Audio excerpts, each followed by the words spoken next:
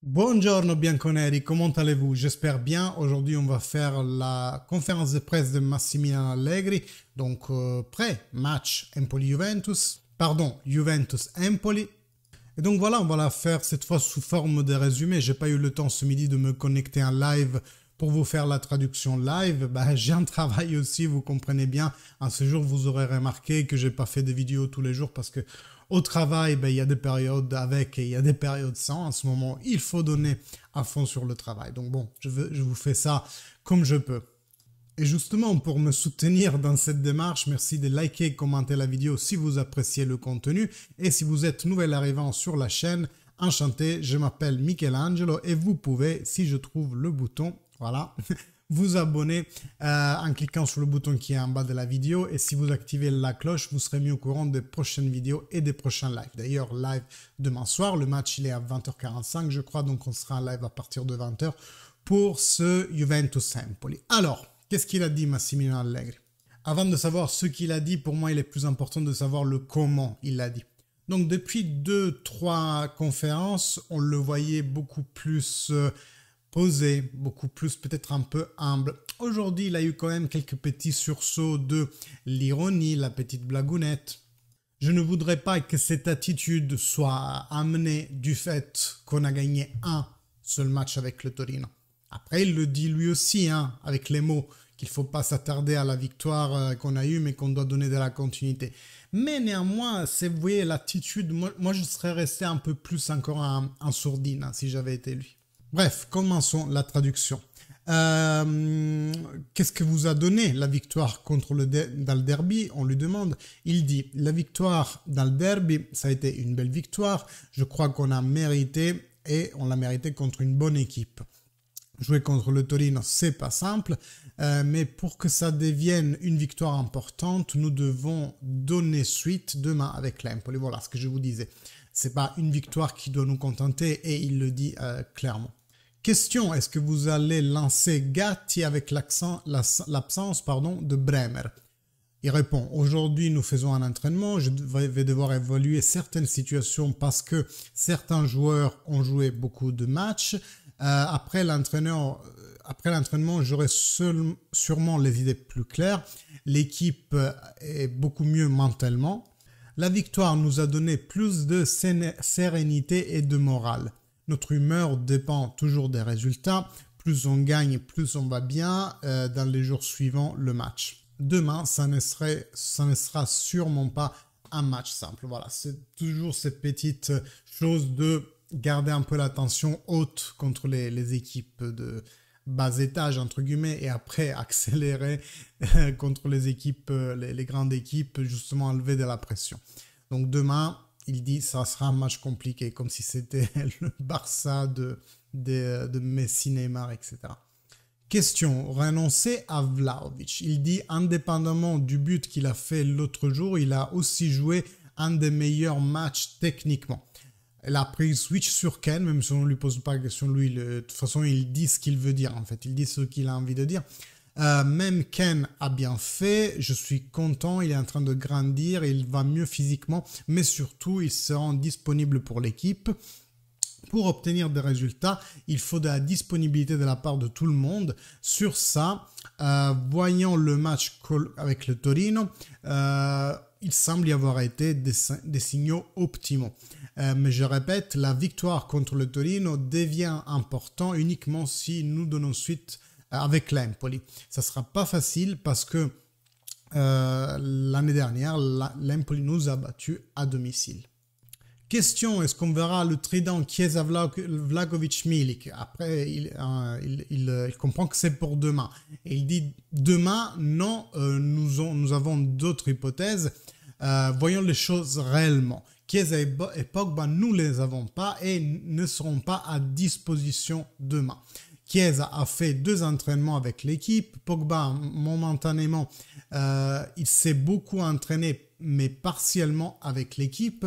Évitez d'écrire ces choses-là parce que vraiment, vous avez une fantaisie incroyable. Et c'est là que je disais, là, il sort un peu il fait un mot plus haut que les autres. Et moi, je serais resté quand même calme sur cette question-là. Il s'attaque un peu soit au journaliste qui a posé la question, soit un peu à toute la catégorie. Et vraiment, il n'a pas besoin encore un peu plus de remuer les mauvaises choses en ce moment. Je reprends. Les joueurs ne se sont pas entraînés avec l'équipe.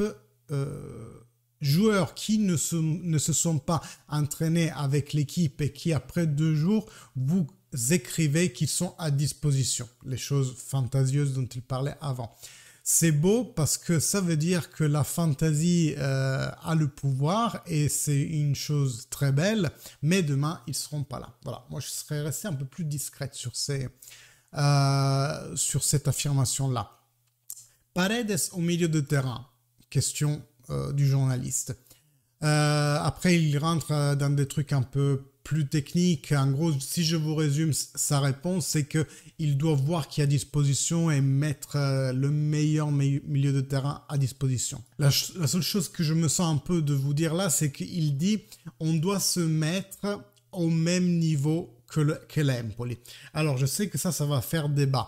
Je pense, sans vouloir le défendre, qu'il pense plus d'un point de vue d'ego et de être humble, en fait. Je pense qu'il veut dire, soyons humbles, comme si on était une équipe du même niveau que l'Empoli.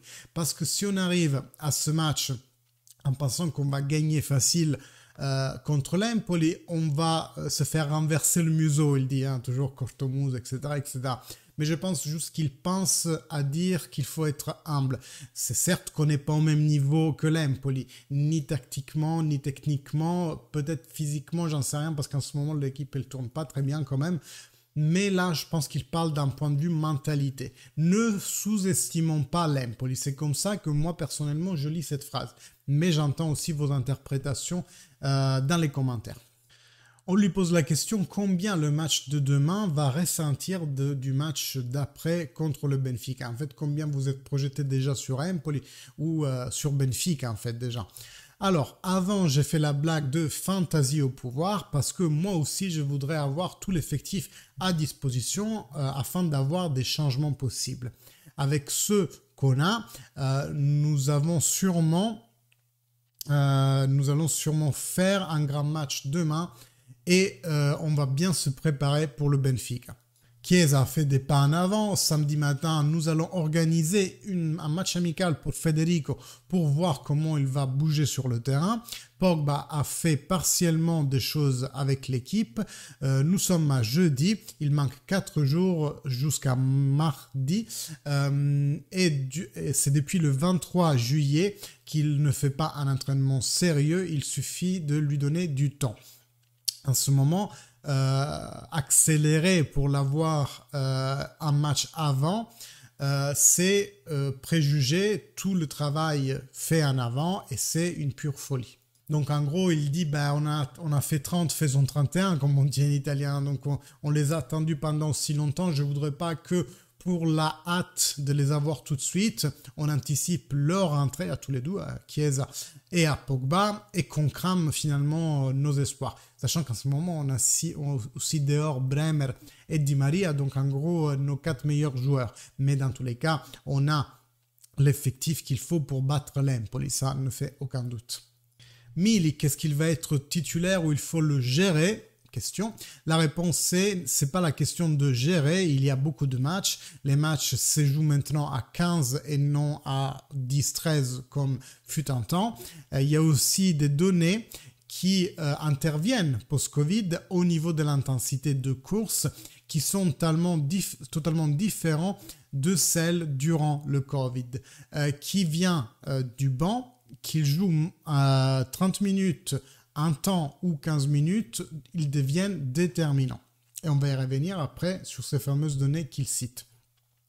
Est-ce que c'était vous qui avez dit à l'équipe de se mettre en cercle à la fin du match ? Il dit absolument pas.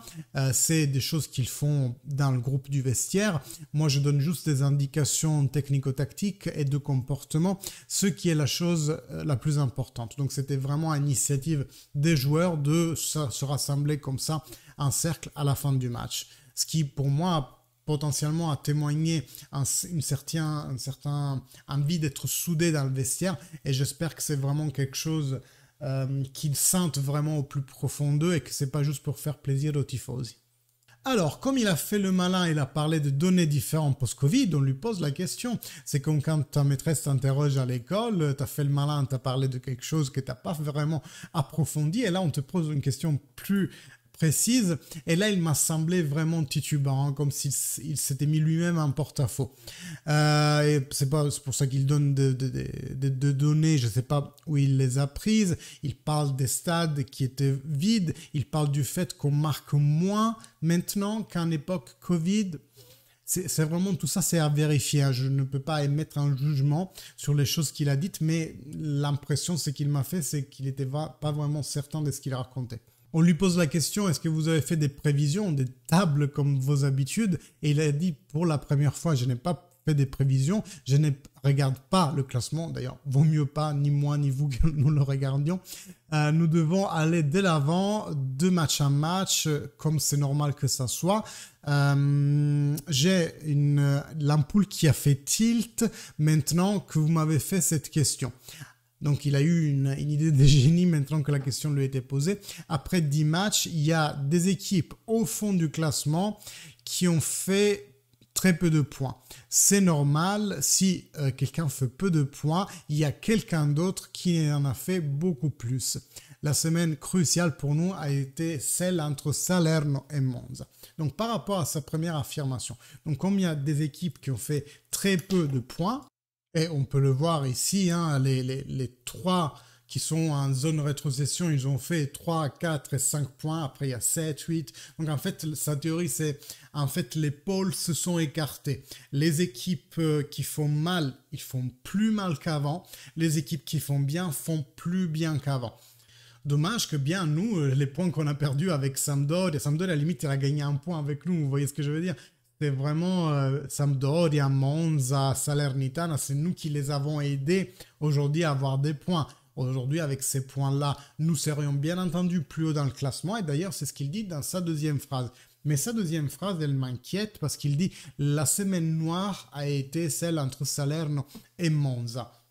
Il l'avait déjà dit dans la conférence de presse de la semaine dernière. Il le dira plus tard dans cette même conférence de presse. Donc déjà, 3 fois à une semaine qu'il semble vouloir adosser les problématiques de la Juventus à cette semaine noire où contre Monza et Salernitana, tu ne fais qu'un point.